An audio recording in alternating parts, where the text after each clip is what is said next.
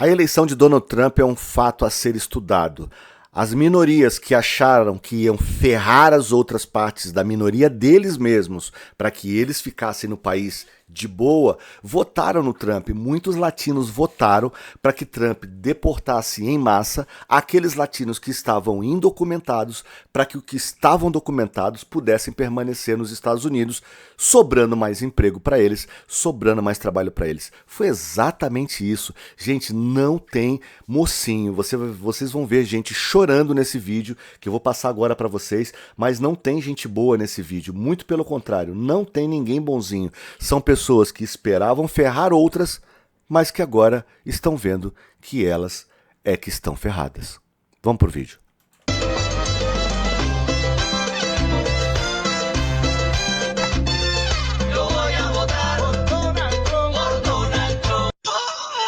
Não agarre minha perna ou você vai para a cadeia. O próximo caso é Camila Ramos. E na sexta-feira de manhã, Ramos enfrentou um juiz e acusações de agressão agravada contra um policial, bem como resistência. Ela recebeu uma fiança de US$ 7.500. Seu advogado argumentou que ela é uma cubano-americana. Ela estava apenas falando o que pensava e que não era uma ameaça. Sinto muito por ter votado em Trump. Eu não sabia que ele tiraria a previdência social de pessoas de 150 anos. Que ele iria cortar o financiamento de óperas trans em Colômbia.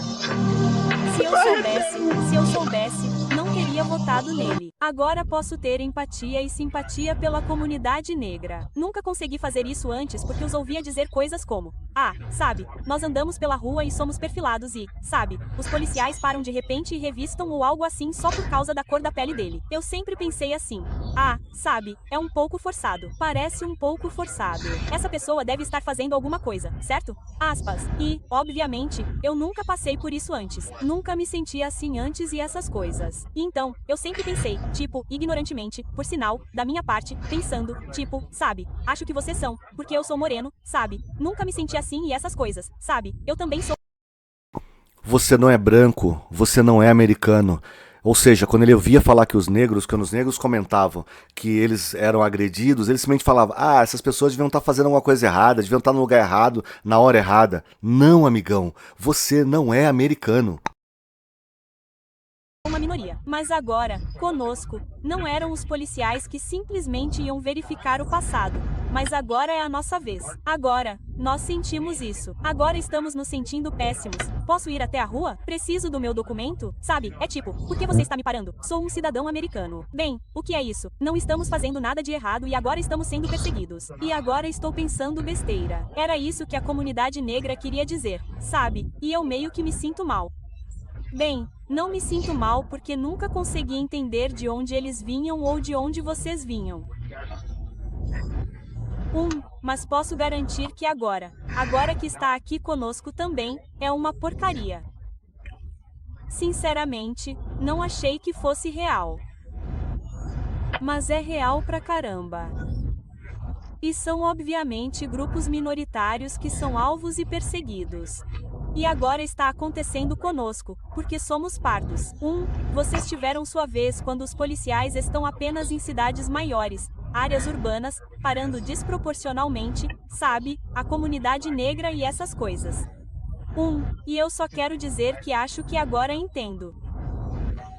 Acho que daqui para frente haverá um pouco mais de união porque agora podemos ver de onde vocês vêm. Bom, pelo menos eu posso, sabe? E então, é isso, pessoal. Eu só queria pedir desculpas por ter sido ignorante antes. Mas espero que isso una todas as comunidades, não apenas as minorias, e que as coisas sejam denunciadas pelo que elas são, independentemente da raça. Então quer dizer, quando aconteciam com os negros, acontecia com outros, você simplesmente não se preocupava. Ah, que se dane o que tá acontecendo.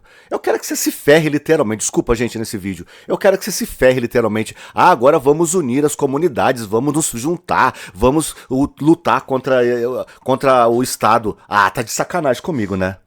Como é que o resto de nós viu isso? Viu os cartazes e você fez isso? Você estava cantando toda aquela merda falando sobre eu. Não, e agora você está gritando, agindo como se devêssemos nos importar com a deportação do seu marido depois que você estava cantando falando sobre eu amo minha liberdade, mas seu marido não é mais livre, não é? Que deveríamos receber. O que foi que disse isso? Então, os eleitores latinos agora estão dizendo que se arrependeram de ter votado em Donald Trump. Mas aqui está a questão. Eles não deveriam se surpreender. Então, houve um grupo focal que foi conduzido pelo trabalho de projeto de lei que descobriu que 7 eleitores latinos de estados indecisos como Nevada, Colorado, Flórida, Nova Jersey e Virgínia admitiram que se arrependeram de seu voto em Trump em 2024.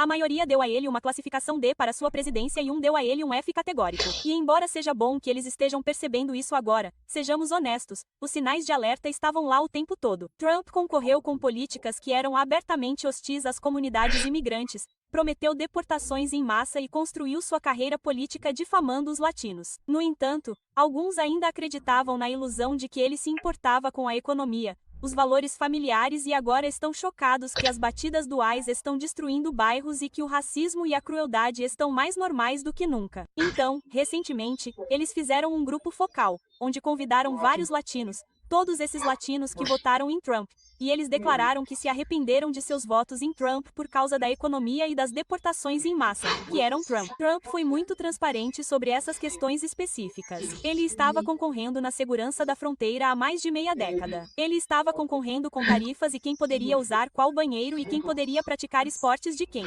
Portanto, não há como realmente fazer com que os eleitores sintam remorso quando Trump foi completamente transparente.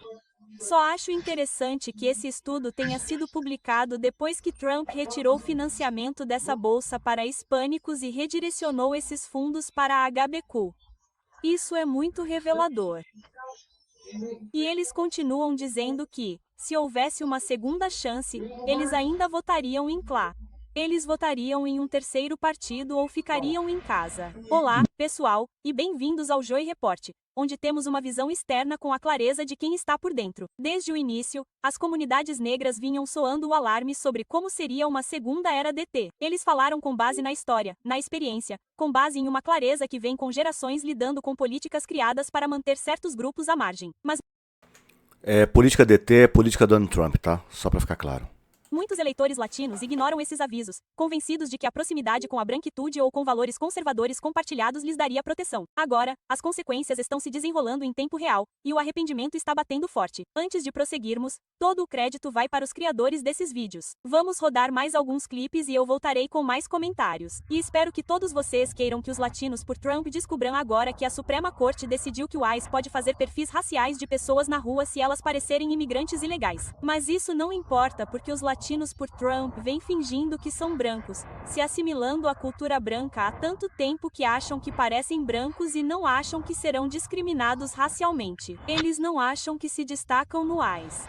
Eles usam óculos de proteção branca tão mal que acham que parecem pessoas brancas para uma gangue de agentes do ICE. Não comece a me importunar com essa coisa de, essa garota branca está falando sem pensar. Ela não sabe do que está falando. Eu sou cubano-americana. Estou muito atenta e intimamente ciente dos processos de pensamento que estão acontecendo aqui. Podem gritar. Nossa, não conseguiu nem imaginar que essa mulher não é americana. Vamos continuar.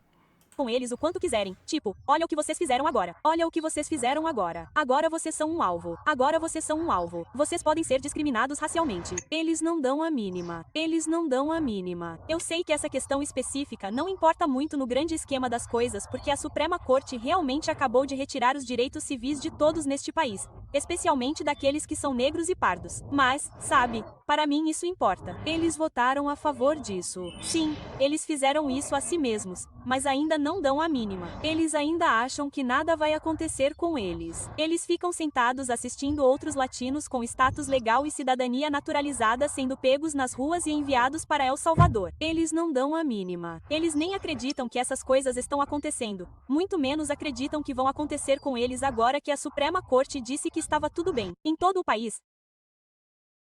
Pessoal, a Suprema Corte ela simplesmente deu autorização para o ICE para traçar perfis raciais só de olhar para a pessoa na rua.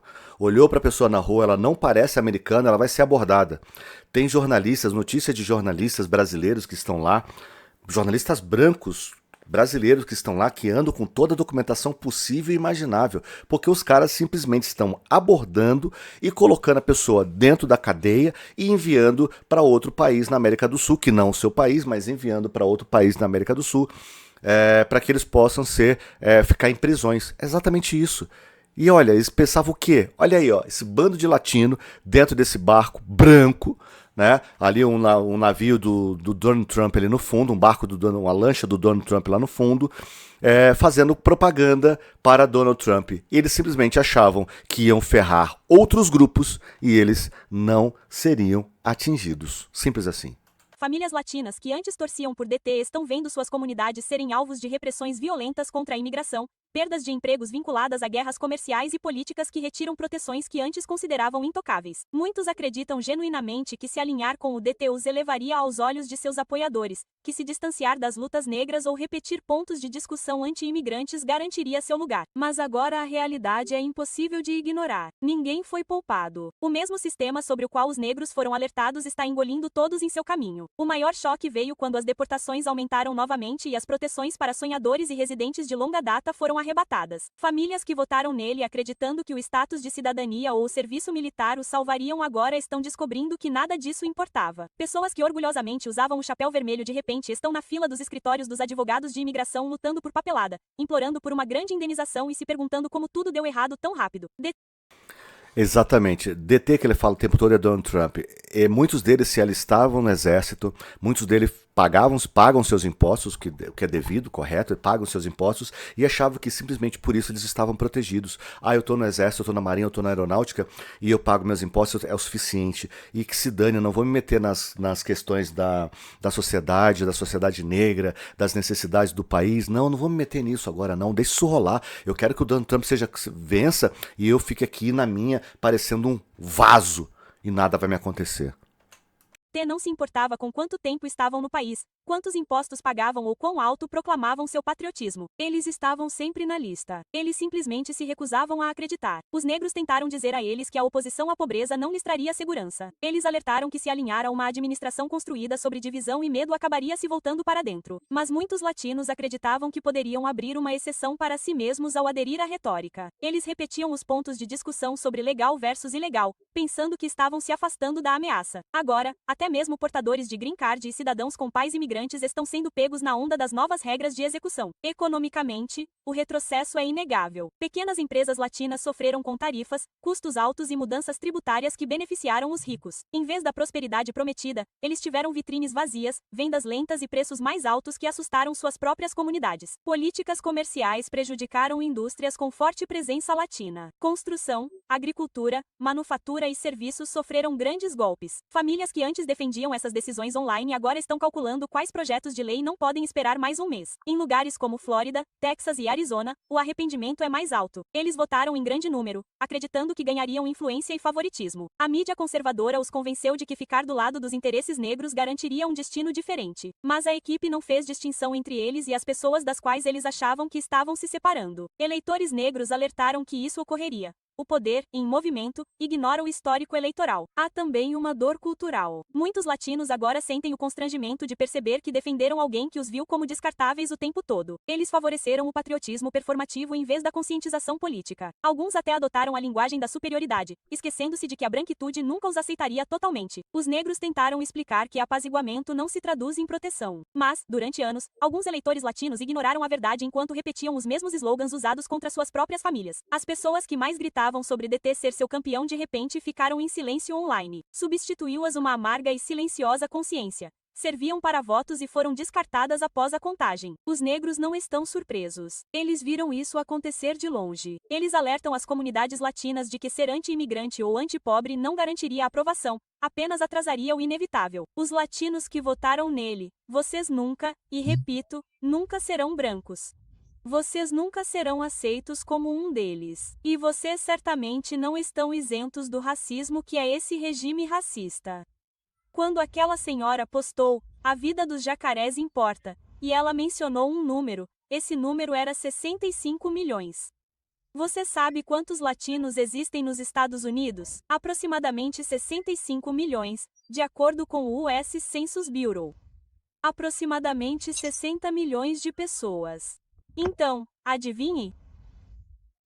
Eles não estavam falando apenas sobre os imigrantes ilegais, porque os dados na verdade dizem que há de 10 a 12 pessoas ilegais e indocumentadas nos Estados Unidos.